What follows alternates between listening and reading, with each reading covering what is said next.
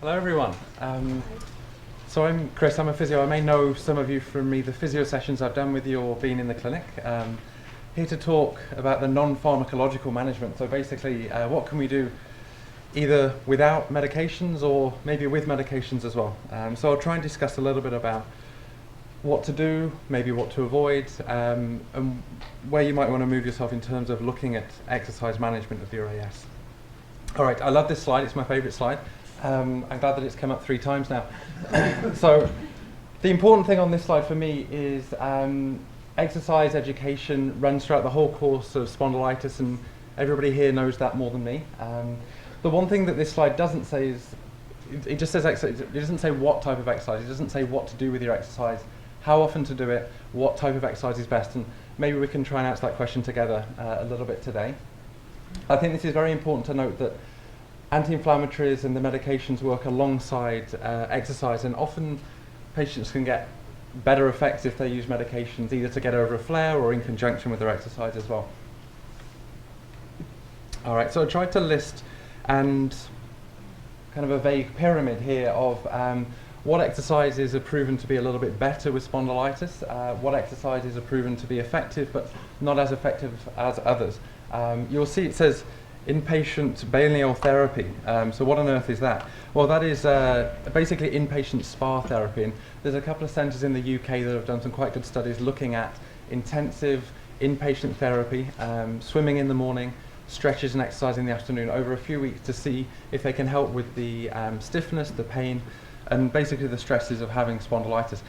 They've been very effective and show a very good reduction in pain, stiffness, fatigue. However, we don't have access to these in Canada, so I'll talk a little bit about how we can get around that problem. The next thing is supervised group therapy.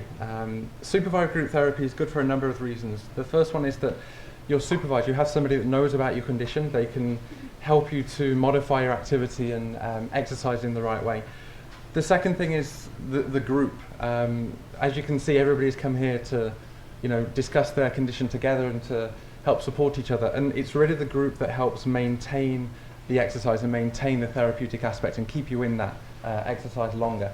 And I'll talk about that a little bit later, but that really is the key, is staying in there. Home exercise, it's effective, it works, it can help reduce stiffness, pain, fatigue. A lot of people swear by it. If you're anything like me, I'd love to exercise more. We probably all don't exercise as much as we should. Maybe there's a few people that do. Sorry if you do. Home exercise is effective, but it's not consistent, and that's the main thing.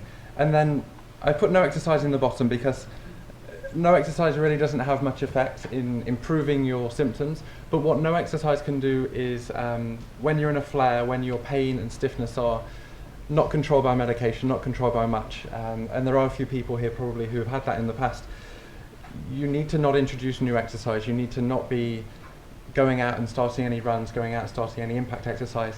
You need to reduce maybe just to stretching and basic mobility of the joints to help you get through that flare. So that's why I put that in there, because in a way it is effective. All right, so how to measure improvement. If we had our way, this is probably how we would measure improvement all the time. So we'd make little pen marks and then measure away. This has little relevance to your daily life. It's a way that we use to measure progress with each person. All right, so the real way to measure improvement, from my opinion, is looking at function. Now, what is function? With spondylitis, we might all agree that morning stiffness plays a big role, general back pain and pain in the joints in general, enthesitis or any heel pain that you might have, and then fatigue, being able to get through your daily activities, get through your work, have energy for everybody else as well. Those are all big things that go towards function. So really, it's function that determines how we measure improvement. So that's when we talk to you in clinic or talk to you in exercise appointments about how are things going, are you able to do more than you were last time I saw you? And that's really how we measure improvement. There are some outcome measures that we do, and that's one of the reasons why we give you the 2 inches of paperwork when you arrive for clinic appointments, because there are some great outcome measures to help us look at that. All right, so what are some of the barriers? Everybody knows there's barriers to exercise and barriers to improving disease activity. So Laura Paslant, one of the physios in the program, did a great study a few years ago looking at some of the barriers, and maybe some people here were involved in that. she asked everybody, what are the barriers to your exercise? What are the barriers to you getting out and doing more? And most people said that they understand the benefits of exercise, like we all think we do. Exercise can help me get fitter, I can lose weight, my joints become healthier. However, a lot of people didn't participate regularly.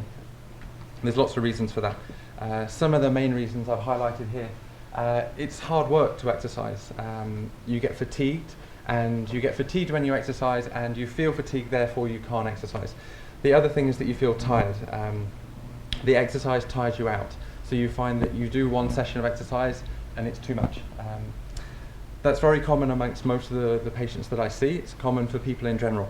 There are ways around it. Okay, so here's some of the guiding principles of exercise. I put respect the pain at the top. I think it's a very important thing to remember. You need to think about your pain and think about your stiffness as something that changes. When it's intense, when it's not controlled, then you might need to think about backing off on your exercise a little bit more, going back to your basic stretches, maybe just in the morning, or maybe at the end of the day when you've had a chance to warm up a little bit just through walking around. The other way to think about it is that you need to challenge your pain a little bit. You need to delve into your stiffness a little bit more, and you need to stretch your joints a little bit more aggressively when your flares are gone and when your disease activity is low. Okay? The thing that I would recommend for everybody if you're starting exercise and you've not done much before is to start locally and then move globally. What I mean is there's a few key exercises you can do in spondylitis. Bringing a knee to a chest when you're lying in bed, when you've just woken up. Doing some rotational exercises when you're lying in bed. All those things can help significantly to get rid of that morning stiffness and help you get going. Once you've achieved a good level of comfort with those, you should start to move more globally. Start to move the mid-spine, the thoracic spine a little bit more. Move on to the neck, and then start stretching the body in a combined way and progressing that into exercise. There's always something you can do with exercise. There's always a stretch you can do, whether it's just a positional stretch where you're lying and stretching your back, or whether you're doing an active stretch. There's always something you might be able to do. The thing that is important with exercise is to be motivated and to keep doing the exercise. And one of the key things that I hear from people, and not just with spondylitis, people in general, that you start exercise, it feels good, but then you don't get in the habit and it peters away. This is very common, and the research emphasizes that in spondylitis as well. The thing that I recommend people do is find something they enjoy. It's maybe something they did before. It might be something that's not necessarily recommended for spondylitis, for instance running. We always say low impact or no impact. I recommend you find something that works for you, and then work with a therapist or work with your doctor to modify that and make it suitable for your disease. There's clinics in Toronto that work on low impact running, for instance. So if running is your passion, and I've seen a couple of patients who love running, you need to try and adapt what you do, and that'll keep you doing it over time. And if you can adapt it appropriately, then your body will be able to do it with you over time as well. Okay? Daily exercise. Now, this is something I've heard from patients, but also from the research as well. If you do your activity on a daily basis, it helps your disease, it helps the stiffness, it helps the pain. This is something we need to focus on your needs. So what are your needs in particular? Some people have significant morning stiffness and just need to get over that, and once they're through it, they're fine. Other people have significant fatigue, so you really need to focus on your own needs and express those to us when you see us. Express your fatigue, your tiredness, your stiffness, and let us know what your issue is. All right, so these are some of the exercises that you might be given when you see someone for an appointment about spondylitis. You see that they're quite different from maybe other stretching exercises you might have seen. They are adapted to work on rotation, on stretching of the front of the chest, to work on multiple joints at the same time. We don't have all day to stretch, you've got to try and combine things. And these are things that help strengthen some muscles and stretch others. They're a little bit different to regular exercise, and so I recommend that you see a physical therapist with experience in spondylitis and you get exercises that are right for you. You'll notice that a lot of these could be done in sitting, and one of the keys to that is function with your stretching, that you work 8-10 hours a day. You need to be able to stretch throughout that day, and so you need to find exercises like some of these ones, oh, the mouse maybe doesn't work, that you can do in sitting. So when you're at work, you're not distracted so much from your work, but you can still stretch and function. Okay, I'll try and keep us on time. So some of the areas to focus on with strengthening. your neck stabilizers. What I mean by that is the muscles in your neck, you need to be able to strengthen those effectively. The erector spinae, they're the muscles that run along the side of your vertebra, along the side of your spine at the back. They're commonly weak in this condition, and it's important to keep strengthening them. The abdominals get very weak, and the gluteal muscles. So having gone through all those muscles that you need to strengthen, who has time? Well, the key is to think functionally. I put this picture up because I think it's a fantastic example of how you can work strengthening into your everyday routine. Sitting on this ball would help strengthen your muscles, help with your pelvic control, and help get you in a good posture. Sitting on a ball lets you know when you're in the wrong posture, because you might fall off, and it lets you know when you're in the right posture, because you can sit up nice and tall. This might not be right for you, but what I mean by this slide is think about your daily activities and work with your therapist to come up with solutions that help strengthen you throughout the day. Okay, so other activities. Swimming, Pilates, yoga, massage, acupuncture, they're all effective in spondylitis to some degree. There's a great review paper that was done just a couple of months ago by the team out in Dublin, and they went through all of the research from inception to 2013, looking at all the papers that have studied exercise.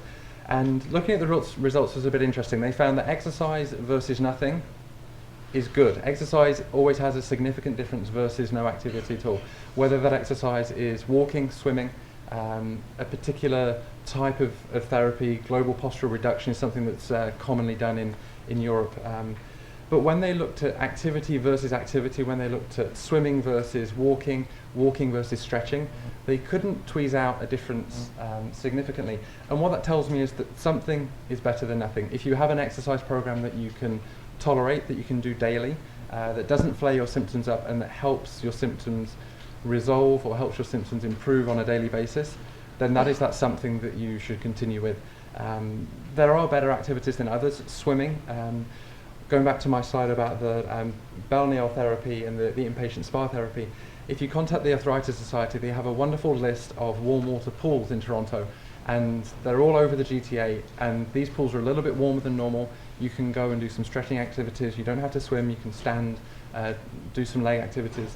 And that might help if you do that a few times a week, combined with some low impact activities and stretching.